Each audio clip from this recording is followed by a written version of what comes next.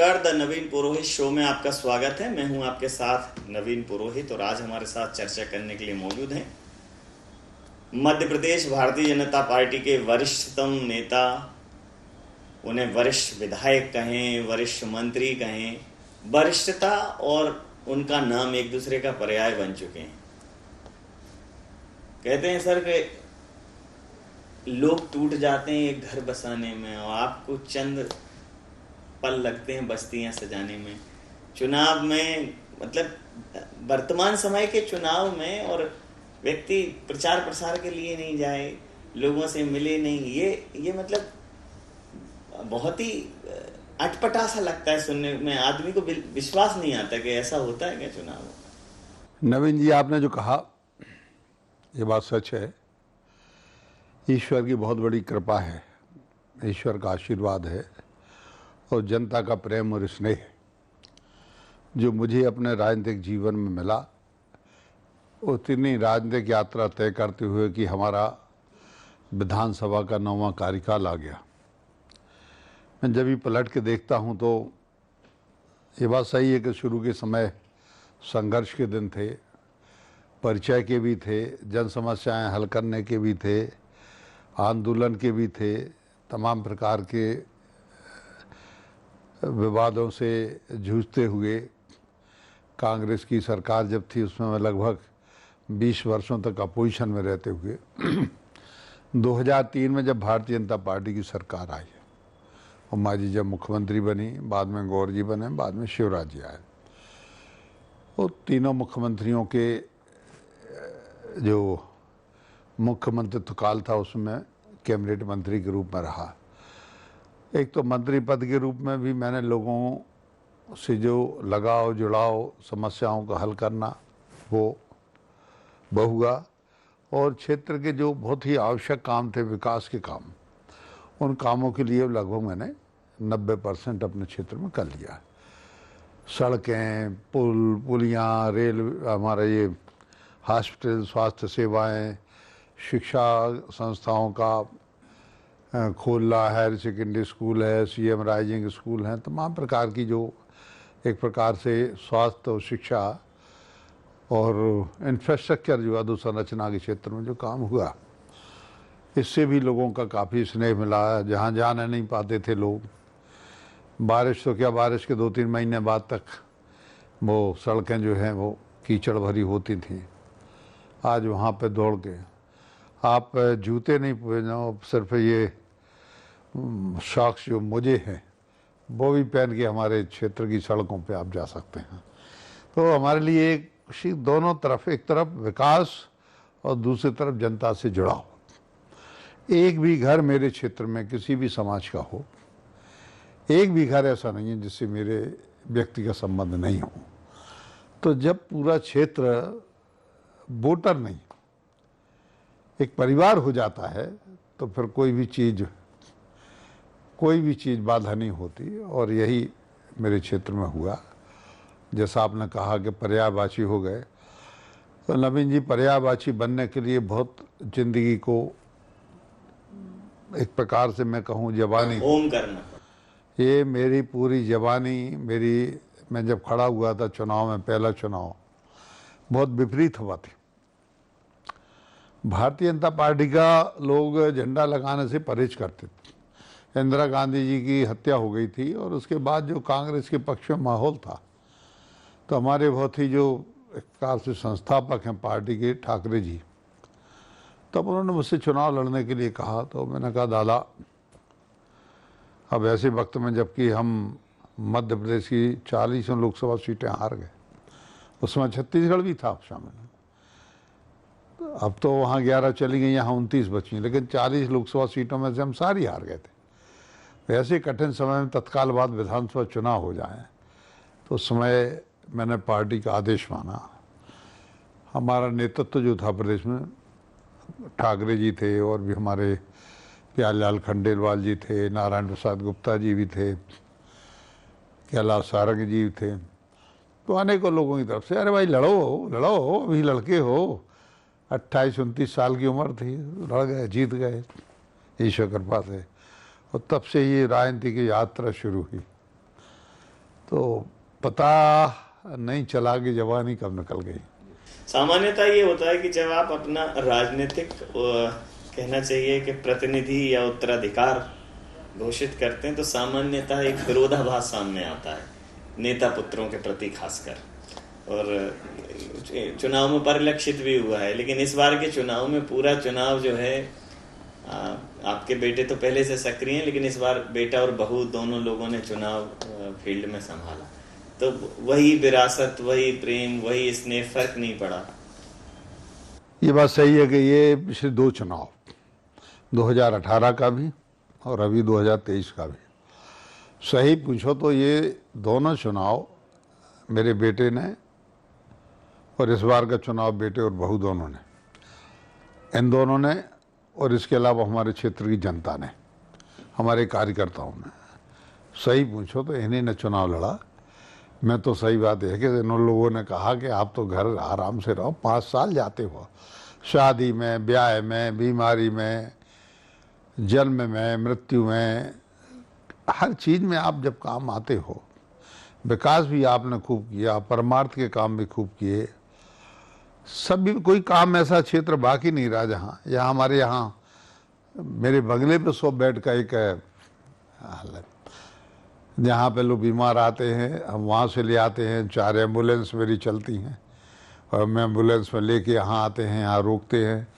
फिर विभिन्न अस्पताल हैं भोपाल के जो भी, यहाँ एक कोई गोपाल रसोई भी चलती है भोजन की व्यवस्था रुकने की। हाँ, तो वहाँ भोजन का भी, रुकने का भी, मनोरंजन का भी, फिर अस्पतालों तक पहुँचाने का भी, अस्पताल तक उनका भोजन, जो उनके परिवार के लोग रहते हैं उनके साथ उनका भोजन, तो ये एक प्रकार के परमार्थ के काम।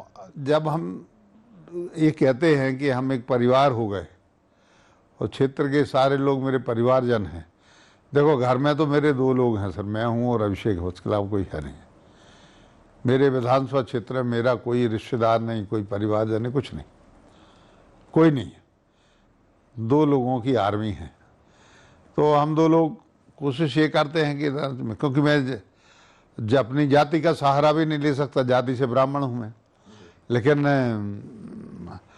मेरे क्षेत्र में ब्राह्मण मतदाता काफ़ी कम है, 2.5 लाख वोटर में लगभग 10,000 वोटर होंगे ब्राह्मण, और अभी मैं जीता 73,000 वोटों से, और कोशिश करता तो 1 लाख पे पहुंच जाता। तो ये जो इकबाल है ये उस समय भी बुलंद रहा जब भारतीय जनता पार्टी का पराभव हुआ 2018 में, और 2018 में भी आप जीत कर आए, और न सिर्फ जीत कर आए बल्कि उस दौर में आप नेता प्रतिपक्ष भी बने। तो एक है सदन का नेता प्रतिपक्ष और एक है सदन का नेता।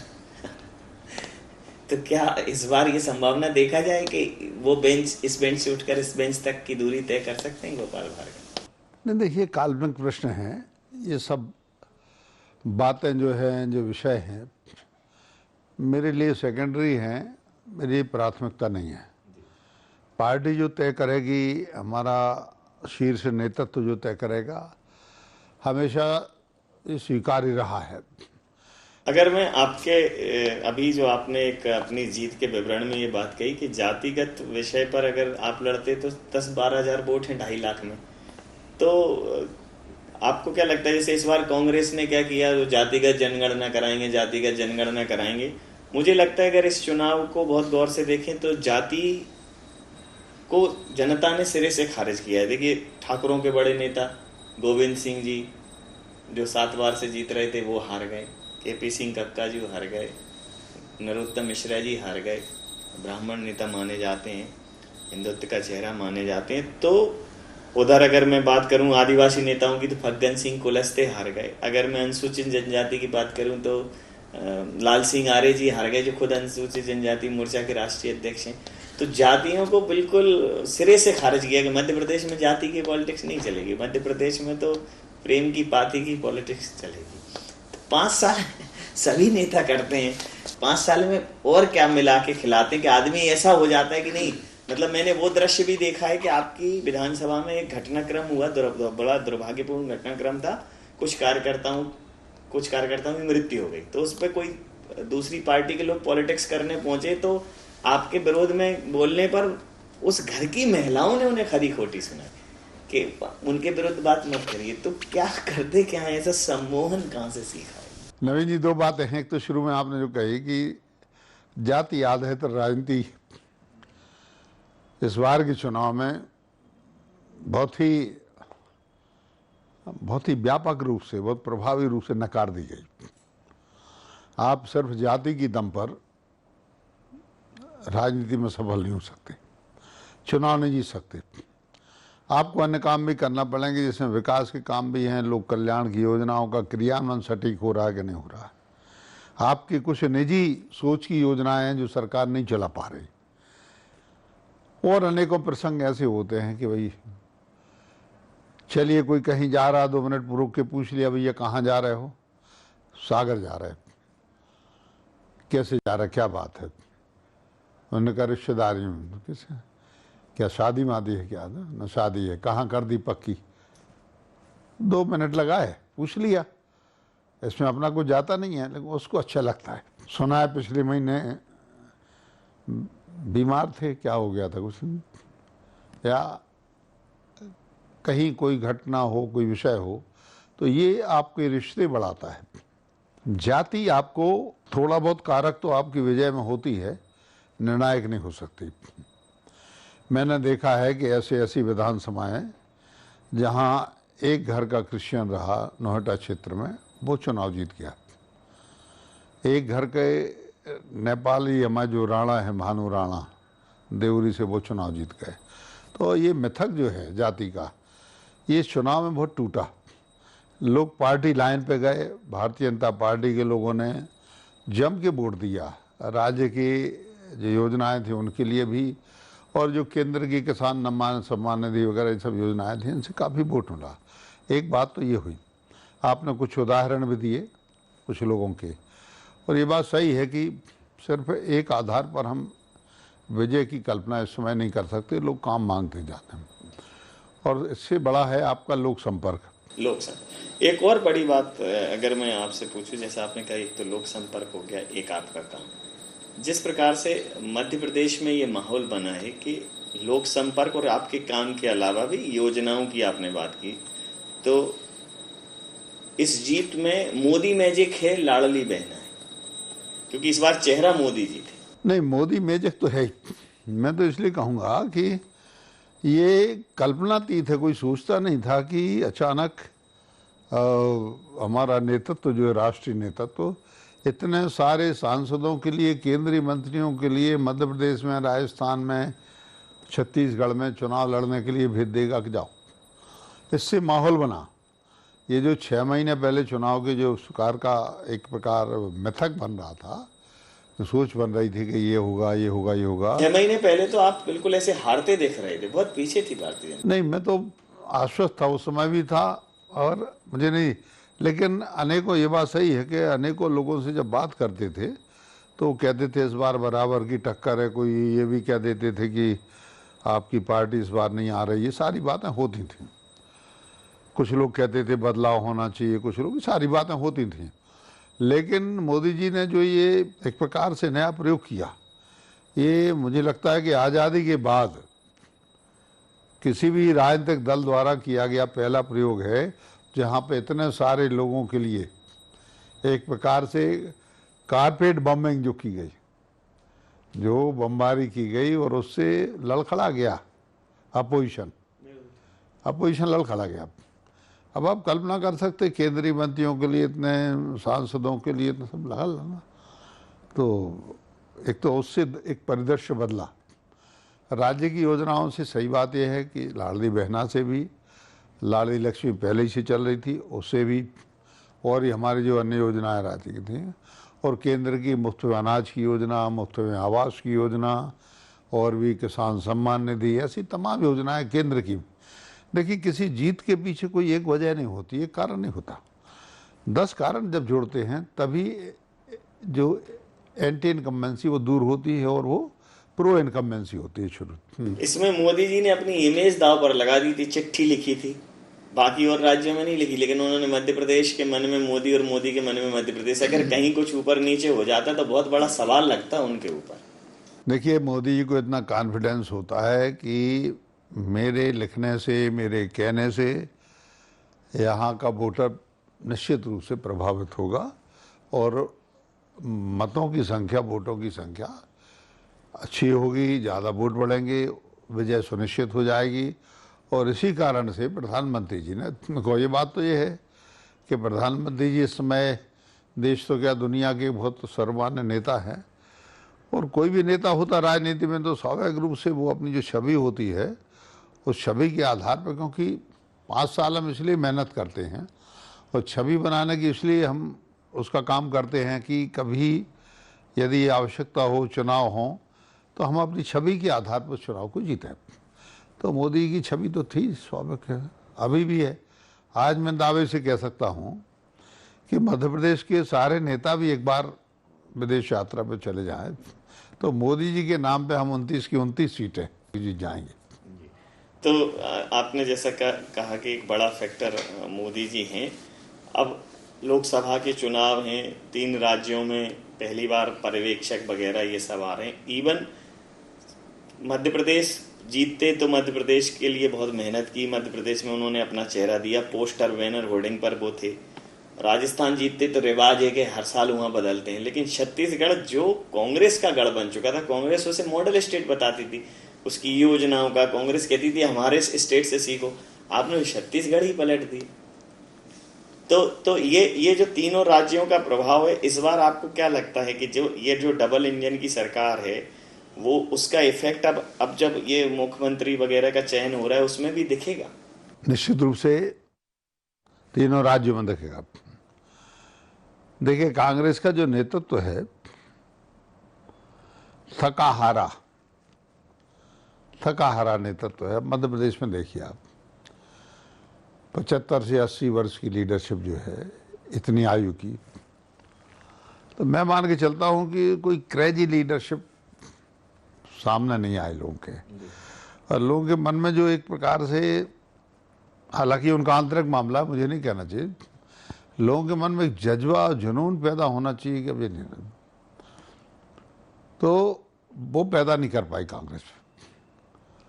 सिर्फ वो एक इसी बाट में बैठी रही कि एंटी इनकम्बेंसी का जो भी होगा बीजेपी की सरकार को वोट हमको मिल जाएगा, हम जीत जाएंगे, हमारी सरकार बन जाएगी। जबकि ये बात सही है कि आपको एक बहुत अच्छी लीडरशिप तैयार करना पड़ेगी तभी, क्योंकि लोग कार्यक्रम भी देखते हैं, सारी बातें, फिर उसके बाद में तो हमारे सामने इन प्रदेशों में इतनी लीडरशिप तैयार करके खड़ी कर दी गई कि यदि हम उसी को सबको जोड़ दें तो बहुत बड़ा अंक बन जाता है। अगर चिंतन मंथन की बात करें तो कांग्रेस ने भी किया, हार की समीक्षा की, उसके बाद प्रत्याशियों से बैठक ली, लेकिन वो उसके फाइनल नतीजे पे तो उनके उस बैठक में ईवीएम निकली। उन्होंने कहा कि ये जो सब सेटिंग से, अच्छा आप तो जब से जीत रहे हैं ईवीएम तो मुझे लगता है कि 3 ही 4 चुनाव में आई होगी आपके पास। हाँ, पहले बैलेट से होते थे जी। तो करीब मुझे जहाँ तक स्मरण है 4 चुनाव बैलेट से हुए जी। और उसके बाद ईवीएम आई।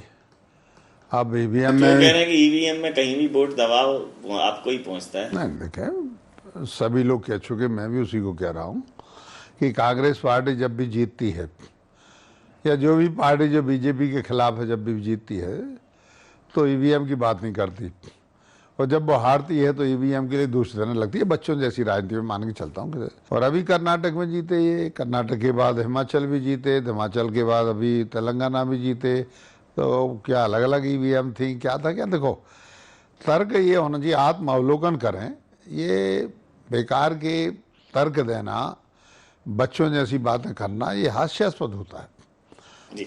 मध्य प्रदेश के राजनीतिक पटल से ये आवाजें आने लगी हैं, वरिष्ठता की बात होती है, तो चूंकि आप वरिष्ठ विधायक हैं, वरिष्ठ मंत्री हैं, अगर प्रशासनिक अनुभव की बात करें तो मध्य प्रदेश के तमाम सारे मंत्रालयों में, विभिन्न विभागों में आप प्रशासनिक दायित्वों का पूरा निर्वहन कर चुके हैं।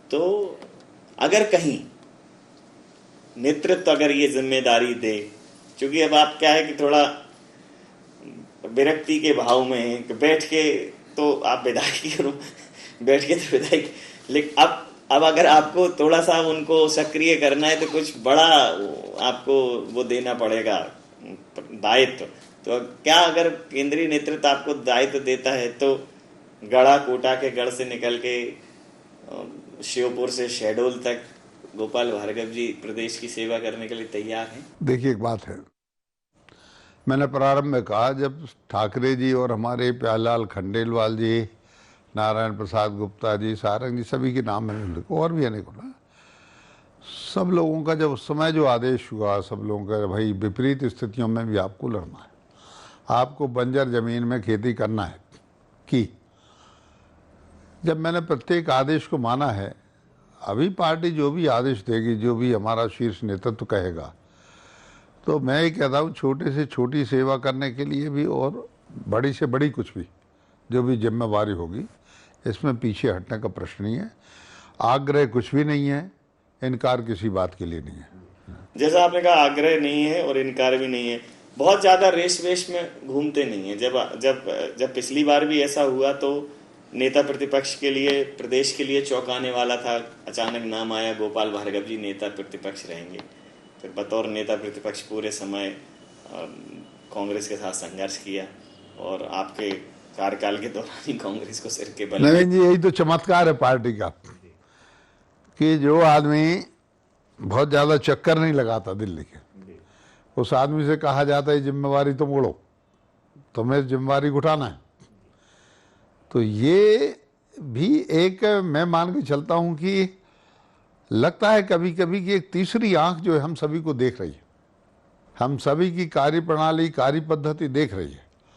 गोपाल भार्गव यदि एंटी इनकम्बेंसी से जूझता हुआ, यदि 40 साल से टिका हुआ, लगातार वोटें घट नहीं बल्कि बढ़ रही, लगातार बढ़ रही।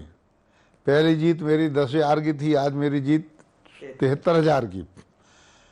तो मैं मान के चलता हूं कि यदि प्रयोग हम ये प्रदेश में भी करें तो हो सकता है कि दुनिया में, देश में जितनी राज्य सरकारें जितने समय तक चली हैं, उससे भी ज़्यादा हम अपने सरकार में अपनी पार्टी के लिए अपनी चला सकते हैं। क्योंकि हमें पहले एक प्रबोधन करना होगा, एक ओरिएंटेशन करना होगा, एक हमें प्रशिक्षण वर्ग लगाना होगा।